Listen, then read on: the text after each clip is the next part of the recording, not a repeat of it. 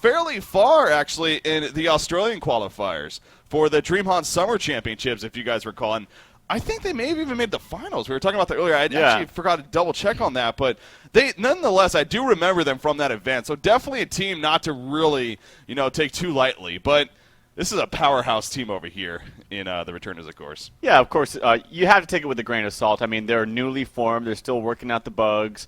They're still working out the kinks and trying to get that team synergy. And that takes time. I mean, a good example, remember Q Squad back in when we first saw them debut against Complexity. They did not look like that strong of a team, to be honest. Yeah. But then they really worked together. They stood together. And, of course, it's ironic that I'm saying that because I think they actually might be doing some more roster changes within that. But nonetheless, my point is that they really rose to be a pretty damn good team. Yeah. So. And that was with, again, not nothing against them, but players that aren't necessarily the most known players. I mean, again, you're dealing with players, Fitsuke, Angry Testes specifically, who have had their competitive success already and have been really at the top level on the Heroes of New Earth competitive scene even. So, really intrigued to see what they bring here. Now, again, we are casting a double header today, guys, as well. So just a note on that. Both of them are going to be best out of 3. So we're getting it kicked off for the round of 64 matchup. We're going to follow that up with the round of 32 matchup, leading in to the group stages, which, of course, will take place, I believe, are set to take place even tomorrow. So we got plenty of coverage coming up for you guys. With that said, Game 1 is officially here. Trelfmador, are you ready? I am definitely ready. I'm excited for this. I'm sure you guys are excited as well. We got the Returners taking on Never Back Down in game number 1 here in this best out of 3. So let's go ahead and jump into the game. As I said, the game has officially started. Of course, the blind bands already happening. The locking phase currently in place. The blind bands, we are looking at Ophelia Silhouette coming out from Never Back Down.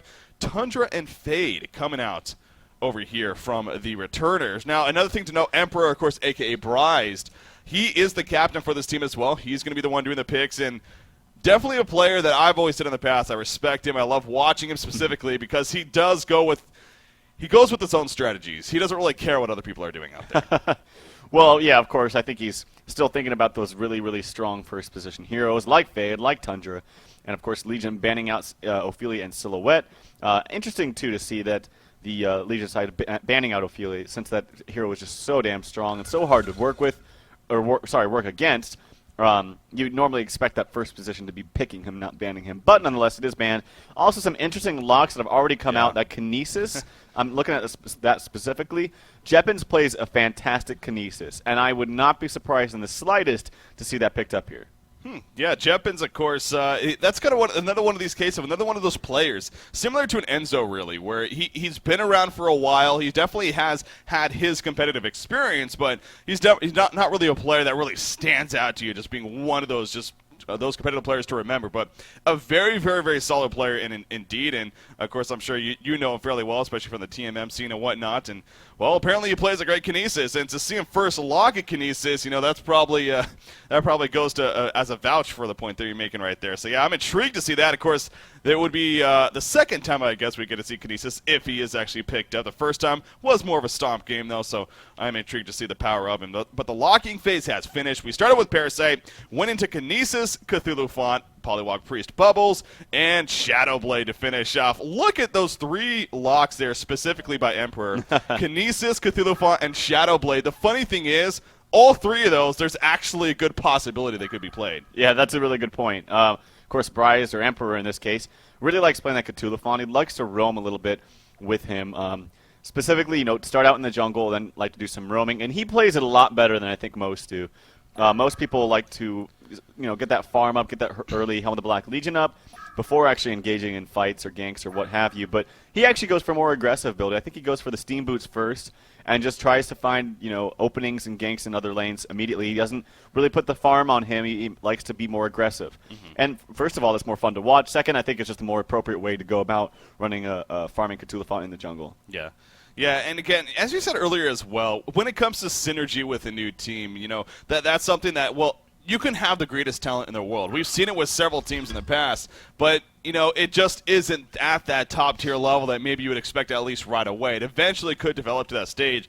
I mean, obviously, there's specific situations like Fnatic MSI, of course, definitely one, especially when they picked up Aaron Hani, comes to mind, and it just really ended up dominating with. But earlier on, they were getting through some kinks. This is no doubt a team, as great skilled as they are, you got to work out the kinks. You got to get through that initial phase of working out together, seeing what's going to happen, and seeing what roles ultimately people play. Now, that goes to the point of Angry Testy. Of course, he is very well known for being one of the most famous and popular and just best even ricers in the game out there. Obviously, what I mean by that, one of the best hard carry, just sit back and farm. Now, whether you hate him for that or like him for that, you can't really deny that he's pretty damn good at it. So I am intrigued to see which hero Angry Testy specifically ends up playing here. And, well, let the farm action commence. The banning phase, Dark Lady Draconis, Moraxis Tempest, Jeriziah, and Pebbles. The first pick of Luna.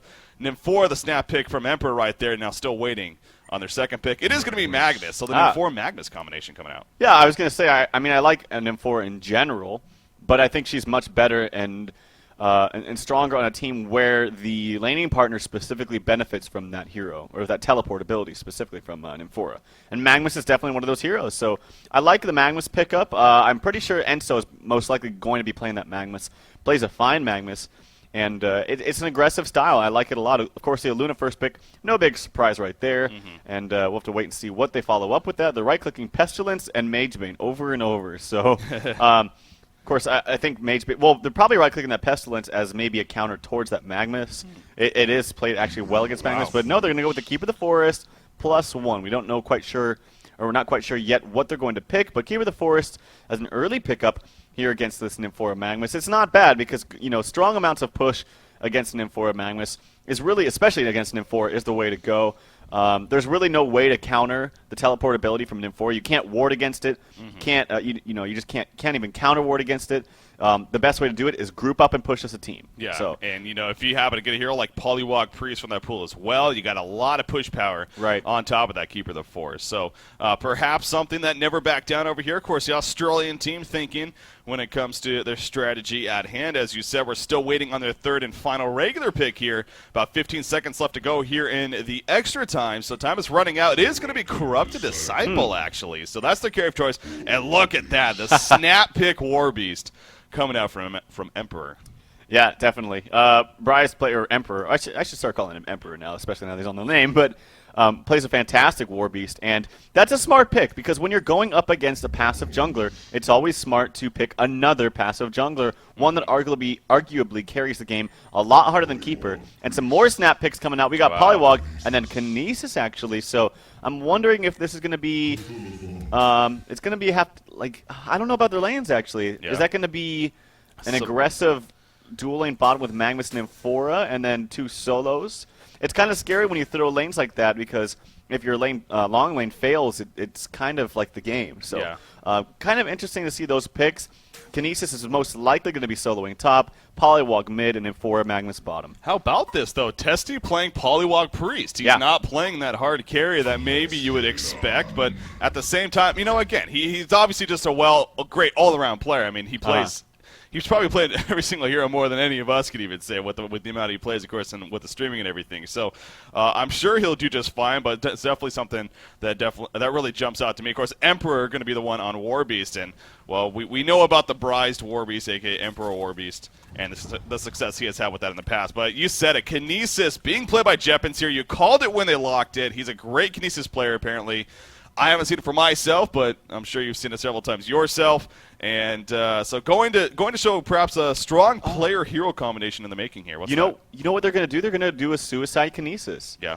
And this has been thought out and theory crafted, but I've never actually seen it happen. But basically, and I've only played the hero like once, and I was awful with it, so I don't even really know exactly his potential and what he does. But his main spell, I think it's called, Telekinetic Control. Yeah, Telekinetic Control, where you can lift up your creeps and you can use it as a suicide tool, where you just sit your creeps, and then basically the lane will push up further because your creep is not there to do damage in the lane. So I'm interested to see if that's what he does. He does skill that first. He gets the early ward down right there. The Warbeast minions, or the Hellhounds, I should say, are scouting out, giving him some extra vision. They pretty much realize it's going to be a suicide bubbles top, and they're going to guarantee free farm on this Magnus. So I like their lane setup actually a lot.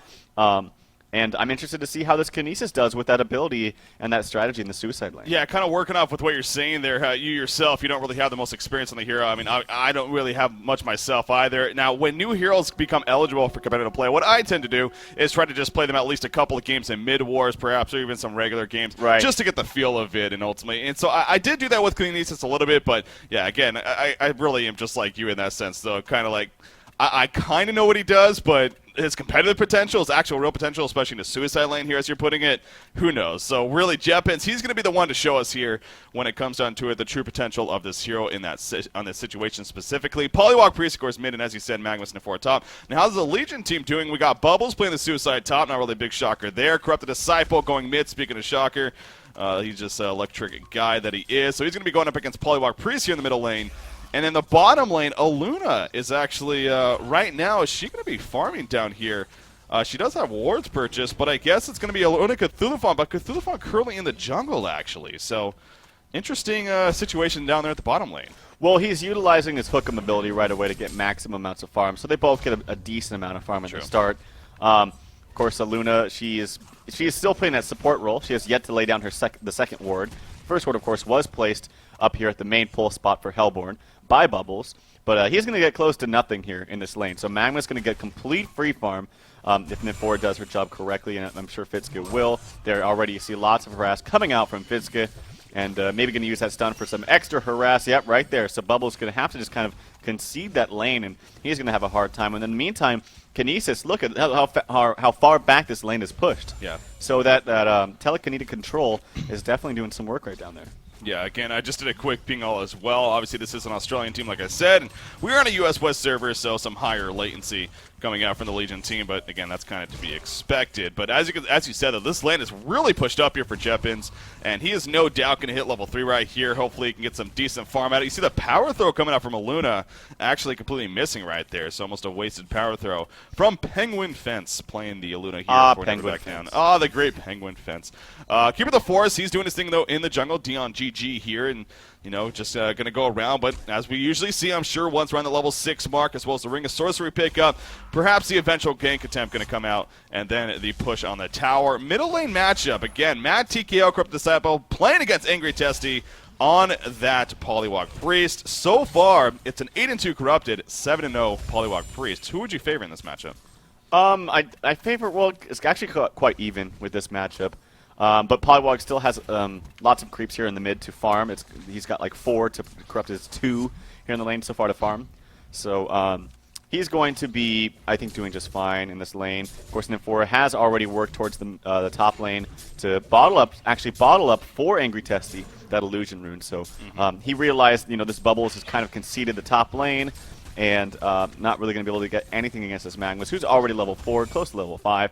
So N4 doing a good job. Still needs those levels, though. I mean, we know the power of N4 with that level 6 ability. So Fitske, I hope, will come up to the top, still soak up a little bit of experience, because it's definitely needed. So. Yeah, another thing to mention on this team, we forgot to do in the pre-game there. Obviously, we started a little bit late. Do apologize for that. We were still trying to figure out situations with the teams and everything. We honestly weren't even sure what match we're going to cover until kind of last second when we realized that this one was actually going to be happening. And so, obviously, we jumped on the table with this one. But anyways, Jeppins, he isn't part of their main roster. I believe he is just simply a ringer for today for their team. But their main roster, it did used to include Toronto, but there has been a word lately that Toronto is actually going to go ahead and not play for them anymore, just because, you know, for his personal decision.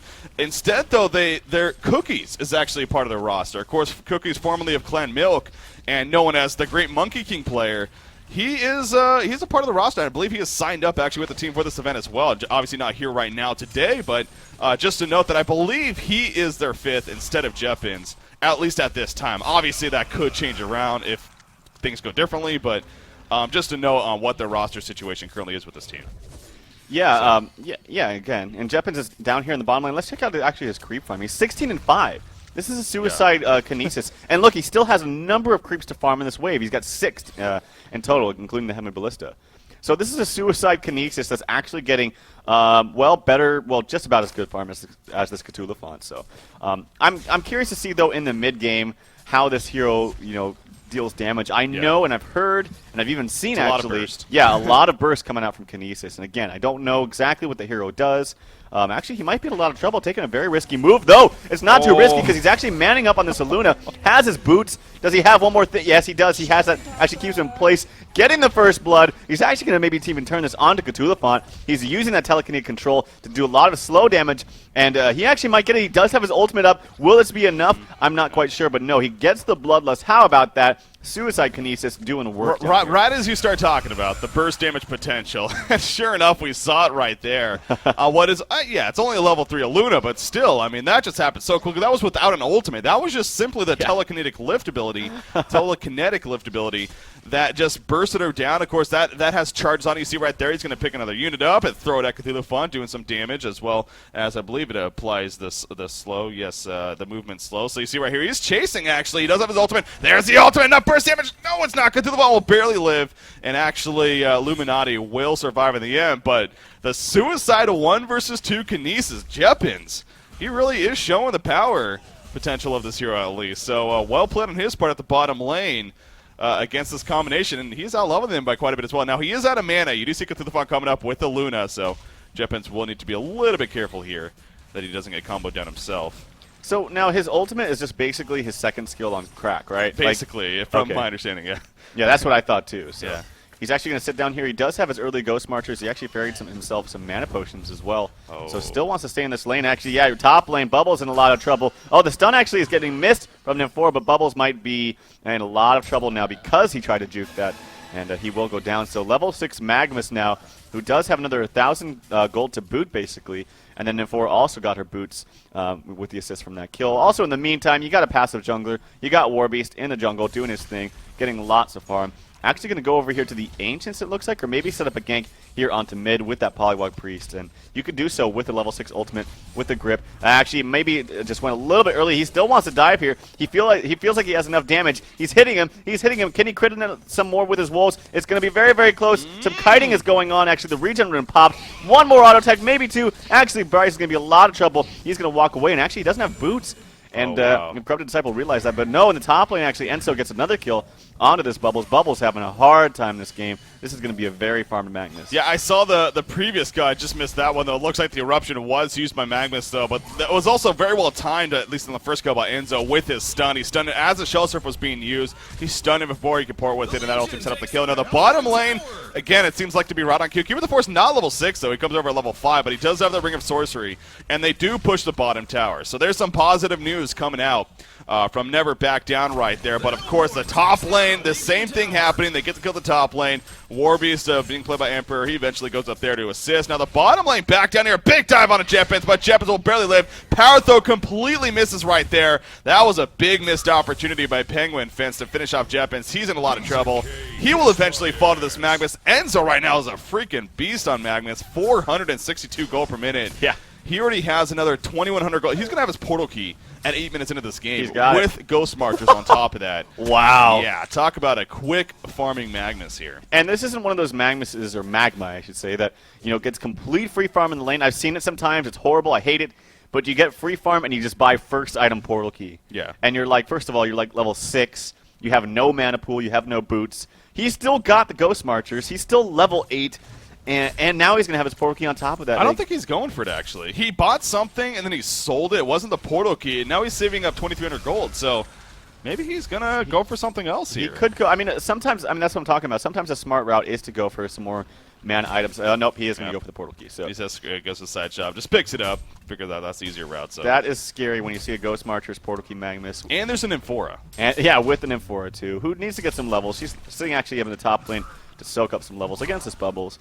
And can do so just fine. So yeah, once she hits at level 6, I can imagine lots of porting will come around for the returners here. Enzo out farming Angry Testy. Who would have thought this would have happened? No, obviously, Angry Testy being playing the Polywog Priest. He's doing just fine himself. But by the way, going back to that Matt TKO on Corrupted Disciple, he made a great dodge against that big dive from Warbeast. But speaking of Corrupted Disciple, the Kinesis coming in with the image. There's the ultimate. There's the burst damage, and down it goes Corrupted Disciple. The Ward Trap on top of that. That was just a great setup coming out from the returners. Nothing more that Corrupted really could have done. An invisible Jeppins right there. That just sucks. NvD at the top lane almost looked like she was going to be a little bit of trouble, but Bubbles choosing not to port in with the Shell Surf, and instead NvD will get away. She was by herself, but the middle tower goes down. The great thing about those ward placements, they happen to be in range of the tower as well as you saw, and they get the tower kill on top of that. So double whammy there for the returners. They get the tower kill, the hero kill, and right now a 6,400 gold lead, 5,600 experience lead. It is looking so good early on here for the returners. Only 10 minutes into the game. Never back down. They're in a panicking situation right now. And speaking of the bottom lane, Kinesis here. Look at Magnus channeling up that eruption. In comes the ultimate from Kinesis. There's the eruption. Lava surge coming out. Cthulhuphon also dropping now as well. Luna already dead. Cthulhuphon with the obliterate. He's going to fall. Cube of the Force running over, but he could not get there nearly in time. Great coordination coming out from Enzo and Jetpins. Corrupted Disciple, though. He's joining the party. He wants to get some revenge, but nice job with the power supply. And Enzo may be able to get out of this. He's going to Steam Bath rather than stun away, actually. And he's in a lot of trouble. Give the Force root, and there's that kill on a Magnus. So he could have stunned to make a juke right there. He chose a Steam Bath route, though, and Keeper the Force made him pay. So, finally a kill happening, at least for Never Back Down. Yeah, they do get a kill with that ultimate from Keeper the Forest. And yeah, I think he was just thinking maybe he wasn't actually going to use it on him. Maybe he thought he'd wait it for a better time. But when you're down this much this early on, I think you need to take every kill you can. The Cthulhuphon charge actually happening in the mid. Bryce is going to be actually in a little bit of a pickle here. He does use the hatchet, actually, to go through the trees there to find an opening to escape. So good job from him. He's not going to have to use it ultimate as an escape mechanism. He wants to use it more aggressively. So, yeah, let's check out this farm, by the way. He's at 315 gold per minute himself. Has helped with some tower kills. He is 0-0-0, but still farming. He's doing what he needs to. He's got his Abyssal Skull up. And also, I'm assuming probably going to buy those Steam Boots here relatively soon. Yeah, he actually does deliver himself parts of them, but not the full thing. Well, yeah, it's just going to go over the Ancient. You see Angry Test here in the middle lane taking a Shell Surf nuke, but he had a regen rune, so he doesn't really care about that. Going to use it. Mid-push happening here from Never Back Down. Corrupted Disciple going around the backside, actually. He needs to be careful. What is Corrupted Disciple doing right here? He runs into a huge trap. He's going to be bursted down, trying to stay alive with the Overload. Cthulhuphon running in. It's not going to be enough, though. Or will it actually? Holy crap, he is still alive. Wow, finally gets taken out. In the meantime, we do see some initiation coming out for the Legion team. Keeper the Force running in. He does not have root, though. War Jack coming out for Megan Chesty. And Keeper the Force, now the one in a lot of trouble. He's going to go Invis sitting next to the tree. Nice to lock down, though, on a Cthulhuphon. There's the burst from Kinesis. And down goes the damn elephant. Bubbles will get caught by the Lava Surge. Magnus picks up a kill. And this is just looking to be an absolute onslaught here from the returners. Keeper the Force, he just runs into them as if here. A sacrificial lamb. I'm just going to go ahead and give you guys a kill. Might as well give you a genocide for the effort. Yeah. Well, it's returners are in a good spot. Well, that was funny. Corrupted Disciple had the full conduit onto Angry Testy. So Angry Testy, I think, was hitting for like -40 damage. Oops. So there was no way he was going to get the kill unless he actually nuked him, which I think he already used, so it was on cooldown. So Bryce was the one that needed to get the kill, and eventually did. He kind of stutter-stepped there, actually maybe blocked himself, and was canceling his attacks or something, but it looked really funny. But nonetheless, came out on top, obviously, with a 5-0 fight right there. So checking out their lead, they're 9,400 gold, about 10,000 experience, so definitely handling this game. And there's the portal key pickup on the Plydwalk on top of those Steam Boots and that upgraded power supply. So yeah, the returners are in a great spot, and Kinesis, I'm still blown away just by the burst damage that he provides. Yeah. It's really fun to watch. Again, I love seeing new heroes on the scene. Yeah, Bubbles! Bubbles, a great escape right there. Oh, but he runs into an invisible Polywalk free. So nice initial attempt, but it just so happened to be in the wrong place right there. Corrupted Disciple is chasing. He did have Conduit applied, but Warbeast is able to run away, I believe, in his ulti form. You see right there, Emperor going back and forth, trying to maybe taunt them a little bit, but Legion team is not going to have any of that. So really for our Legion side, I mean, they have Corrupted Disciple. He's doing what he can. He's farming 265 gold per minute. It's not horrible, but for the situation, it's not nearly enough, of course. I mean, this is a pretty solid teamfight team over here on Never Back Down, but 13.5 minutes in, they're down by 10,000 gold, 12,000 experience. They have a lot of work to do. They have managed to get a couple of tower kills, but at this point, you know, maybe just simply grouping up and trying to make something happen would be your best shot, because I understand you don't want to recover, but you're playing against this Kinesis, this Magnus, this Warbeast, and even Polywalk Priest, all farming really around that 400 gold per minute mark. I mean, it just is ridiculous when you look at it in that light. So all across the board, looking so good for the returners once again. And Never Back Down. Obviously going to try to be patient here, hope for the best, but I don't know about too many chances having left for them. Yeah, Ring of Sorcery, I don't know if you mentioned, was also picked up on Magnus. But, Jeez. Yeah, so Nymphora is the only one that doesn't have more GPM than everyone else on the team, but actually is quite close, sitting at 232 gold per minute. The highest on the Legion side is Corrupted at 268. Yeah. So you imagine you get another kill, maybe a tower on top of that, or even Conqueror if they decide.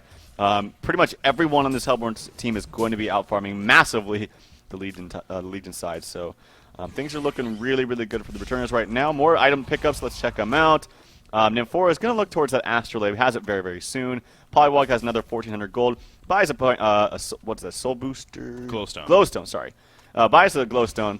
Is going to go for maybe that Staff of the Master pickup. Very strong as well. And some tower trading actually is in store right now. Defense tower in Tier 2 bottom is going down. But in exchange for maybe a top tier tower, Magnus actually, on the other hand, is getting a little aggressive on this Aluna. Does stun in, but he's going to be fine with that Steam Bath and just going to walk away. Yeah, I mean, never back down. Again, I understand desperation at its finest right here, but you just gave up a secondary tower for not even a guaranteed top tower kill here. They're going to slowly beat away at it, though. You see the invulnerability going off, and the Hellborn team, Kinesis is actually going to be porting with Nymphora. They're going to go for the initiation. Magnus already getting caught, actually, or Polywog Priest, excuse me, he gets caught, but the Obliterate activated Corrupted Disciple with the Conduit. Warby's forced to run away. Magnus now caught in that Kelphin as well, so he's in a little bit of trouble. Warby's turning around. He's playing a little bit of tipsy-toesy there with Corrupted Disciple. Jappins, though, picking up a double tap in the background, and Jappins is pissed off on Kinesis, takes out Corrupted Disciple. Bubbles wants to kill Magnus, not going to be in range, though, for the kill. Magnus with the Coast Marchers. There's the Stasis Smash, I believe, in the air, and there's the kill. Oh. Magnus portal keys back in, going man-up mode, puts the Son of Corrupted Cthulhu font. There's an invisibility. It's not going to matter, though. He falls, and yet another genocide happening for the Hellborn team. I guess Aluna resurrected, but Pseudo-genocide. oh, Magnus! Oh, I thought he got caught by the power, though. No, so he is going to be fine. So GG's come out. A 16-minute game goes in favor of the returners, so Yep. very, very decisive game one there. You know, it was decisive, definitely, don't get me wrong. But there are still some things that kind of I think that they could improve on with the returners specifically. A little bit sloppy team fights. I mean, of course, I'm criticizing because I want them to be better, but I think they can still do a lot better. I still think playing together a lot more is going to help, and we'll just have to wait and see for that. But nonetheless, they do take the game 1-0 right now, and coming up with game 2. Yeah, and obviously a best set of 3. So you bring us. I think in the end we really need a larger sample size. I mean, again, you're dealing with a team never back down.